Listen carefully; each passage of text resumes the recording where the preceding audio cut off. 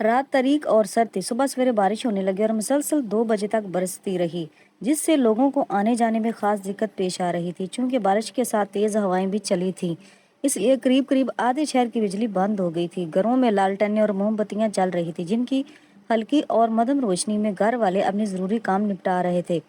اسی رات ایک محلے کے ایک چھوٹے سے مکان کے اندر راشد دروازے کے پاس کرسی پر بیٹھا ہوا کسی سوچ میں گم تھا۔ اوپر دیوار کے ساتھ لٹکی ہوئی لالٹینیں کی روشنی کمرے کے ایک چھوٹے سے حصے پر پڑ رہی تھی۔ راشد 9ویں جماعت کا طالب علم تھا اور اپنی ماں کے ساتھ رہتا تھا۔ اس کی امی محلے کے لوگوں کو کپڑے سی کر گھر کے اخراجات پورے کر لیتی تھی۔ راشد کے ابا جی اس وقت فوت ہو گئے تھے جب راشد کی عمر 7 سال کی تھی اور وہ دوسری جماعت میں پڑھتا تھا۔ رات کے 9 بج گئے تھے۔ اس کی امی عام طور پر 10 بجے کے بعد سو جاتی تھی، مگر اس رات ان کی طبیعت قدرے خراب تھی، اس لیے تقریباً 8 بجے ہی سو گئی تھی۔ اگر گھر میں بجلی کی روشنی ہوتی تو راشد اپنی عادت کے مطابق کوئی نہ کوئی کتاب پڑھتا اور کتاب پڑھتے پڑھتے سو جاتا، لیکن خاطر خواہ روشنی نہ ہونے کی وجہ سے کچھ بھی پڑھنا اس کے لیے مشکل تھا، اور چونکہ اس سے نیند بھی نہیں آ رہی تھی، اس لیے کرسی پر بیٹھا کتابوں کے بارے یا دوستوں کے متعلق سوچ رہا تھا۔ سوچتے سوچتے اسے اچانک ایک وقت یاد آ گیا جو کئی سال پہلے اس کی ماں نے اسے سنایا تھا۔ امی نے بتایا تھا کہ بہت پہلے بھی ایک سرد اور طوفانی رات کو آج ہی کے طرح بجلی بند ہو گئی تھی۔ گھر میں کوئی لالٹین بھی نہیں تھی کہ اسے جلا کر روٹی وغیرہ تیار کر لیتی۔ اندھیرا بہت زیادہ تھا، ہاتھ کو ہاتھ دکھائی نہ دیتا تھا۔ تم اپنی خالہ کے گھر گئے ہوئے تھے، گھر میں کھانے کے لیے روٹی کا ایک سوکھا ٹکڑا نہ تھا۔ ایسے میں مجھے کھانے سے زیادہ تمہاری فکر ستا رہی تھی کہ کہیں مجھے اپنے پاس نہ پا کر تم رو نہ رہے ہو۔ ایک مرتبہ میں نے گھر سے باہر نکلنے کی کوشش بھی کی کہ خود تمہاری خالہ کے ہاں جا کر تمہیں دیکھ آؤں یا اپنے ساتھ لے آؤں، مگر جیسے ہی پاؤں دروازے سے باہر رکھا میرا پاؤں گھٹنے تک پانی کے اندر چلا گیا۔ اس حالت میں باہر جانا میرے لیے ممکن ہی نہ تھا۔ میں پریشان بیٹھی ہوئی تھی کہ دروازے پر دستک ہوئی۔ میں اس طرح گئی تو آواز آئی، بہن جی آپ کو کوئی مشکل تو نہیں؟ کوئی کام ہوتا بتائیے، میں حاضر ہوں۔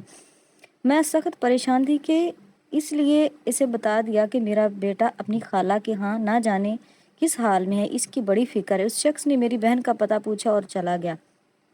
میں اس کی شکل نہ دیکھ سکی۔ لالٹین تو اس کے ہاتھ میں ضرور تھی، مگر اس کی روشنی صرف زمین پر پڑ رہی تھی۔ وہ اجنبی شخص چلا گیا۔ آدھے گھنٹے بعد دروازے پر دوبارہ دستک ہوئی۔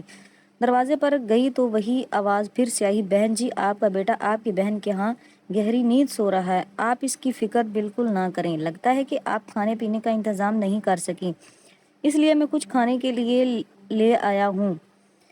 یہ لالٹین بھی اپنے پاس ہی رکھ لیں، میں آسانی سے چلا جاؤں گا۔ یہ کہہ کر اس نے لالٹین دروازے پر رکھ دی اور اس کے ساتھ ہی رومال میں لپٹی ہوئی کوئی شے بھی اب کی بھی نہ تو اس کی صورت دیکھ سکی اور نہ ہی پوچھ سکی کہ اچھے بھائی آپ کون ہیں، کہاں رہتے ہیں، آپ کی لالٹین کہاں واپس کی جائے۔ یہ واقعہ جو راشد کی امی نے اسے کبھی سنایا تھا، جانے کیسے اس رات اسے یاد آ گیا۔ دروازے کے پاس لالٹین جل رہی تھی اور بادل زور سے گرج رہے تھے۔ بجلی چمکتی تو کمرے کے سامنے والی دیوار ایک لمحے کے لیے روشن ہو جاتی۔ راشد نے سوچا یقیناً وہ رات بھی ایسی ہی طوفانی رات ہوگی، اور جس طرح میں جاگ رہا ہوں اس رات امی بھی اس طرح جاگ رہی ہوں گی۔ کیا آج رات بھی دروازے پر دستک ہوگی؟ اس نے سوچا نہیں، اب نہیں ایسا ہوگا، کیوں نہ تو امی بھوکی سوئی ہے اور نہ میں بھوکا جاگ رہا ہوں، ہمیں کوئی فکر بھی نہیں ہے، اس لیے میں اپنے سوال کا خود ہی جواب دے دیا۔ اسی وقت اس کی نظر اوپر اٹھی اور پھر ایک اور سوال اس کے ذہن میں اٹھا شروع ہو گیا، کیا یہی وہ لالٹین ہے جو اس رات اجنبی شخص نے امی کو دی تھی؟ ہو سکتا ہے وہی، کیونکہ امی اس کی بڑی حفاظت کرتی ہیں۔ بجلی چلی بھی جائے تو موم بتی جلا کر کام چلا لیتی ہیں، یہ لالٹین عام طور پر نہیں جلاتی، تو آج کیوں جلائی ہے؟ راشد نے خود سے سوال کیا۔ ممکن ہے اس کی وجہ یہ ہو کہ یہ رات بھی اس رات جیسی ہی طوفانی ہے اور امی کو خیال ہو کہ شاید وہ اجنبی اپنی لالٹین کے لیے آ جائے۔ رات آہستہ آہستہ بیت رہی تھی اور راشد کے ذہن میں اٹھنے والے کئی سوالات ایسے ہی بے چین کر رہے تھے۔ ایسے میں وہ کرسی سے اٹھ کر کمرے میں ٹہلنے لگا اور یہ سوچ رہا تھا کہ کہیں یہ لالٹین یوں ہی بیکار تو نہیں جل رہی، ہو سکتا ہے کہ جس طرح اس رات میری امی میری طرح سے فکر مند تھی اور بھوکی بیٹھی ہوئی تھی، میرے محلے میں بھی کہیں کوئی ایسا گھر جس میں کوئی ضرورت مند پریشان ہو اور اس وقت اس کی ضرورت کے پورا ہونے کا امکان بھی نہ ہو۔ بہت دیر تک ٹہلنے کے بعد وہ کچھ سوچ کر امی کے پاس گیا اور اس کا خیال تھا کہ امی گہری نیند سو رہی ہے، مگر اس وقت اسے حیرت ہوئی جب اس نے دیکھا کہ امی کی آنکھ کھلی ہوئی اور وہ اسے دیکھ رہی تھی۔ کیوں راشد بیٹا کیا بات ہے، سوئے نہیں ابھی تک؟ نہیں امی نیند نہیں آ رہی۔ نیند کیوں نہیں آ رہی؟ انہوں نے فکر مند انداز میں پوچھا۔ راشد نے بتایا امی مجھے اس رات کا واقعہ یاد آ گیا، اور وہ واقعہ امی جس میں ایک اجنبی شخص نے آپ کی مدد کی تھی، آپ کو کھانا لا کر دیا تھا اور یہ لالٹین بھی آپ کے پاس چھوڑ گیا تھا۔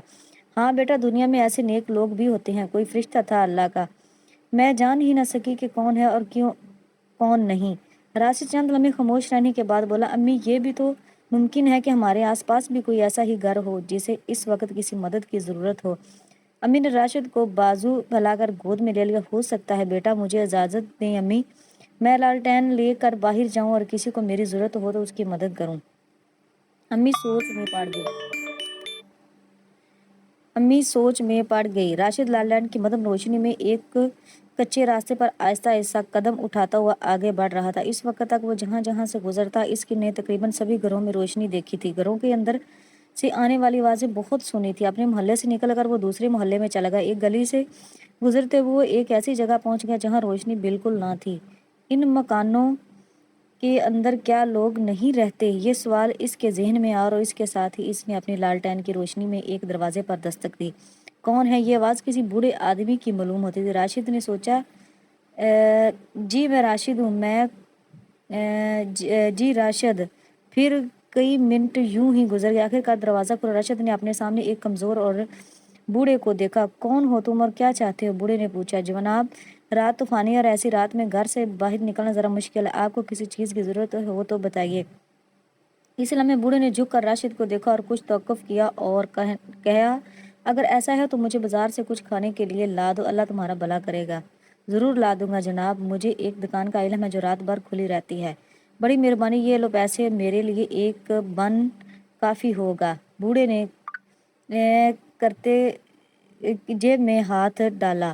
نہیں بابا جی، میرے پاس اتنے پیسے ہیں کہ آپ کے لیے بن خرید سکوں۔ یہ کہہ کر راشد چل پڑا۔ راشد نے سن رکھا تھا کہ اسپتال کے پاس چند ایسی دکانیں ہیں جو رات بھر کھلی رہتی ہیں۔ ایک دکان پر بسکٹ وغیرہ بھی فروخت ہوتے ہیں۔ یہ دکانیں وہاں سے کافی دور تھی۔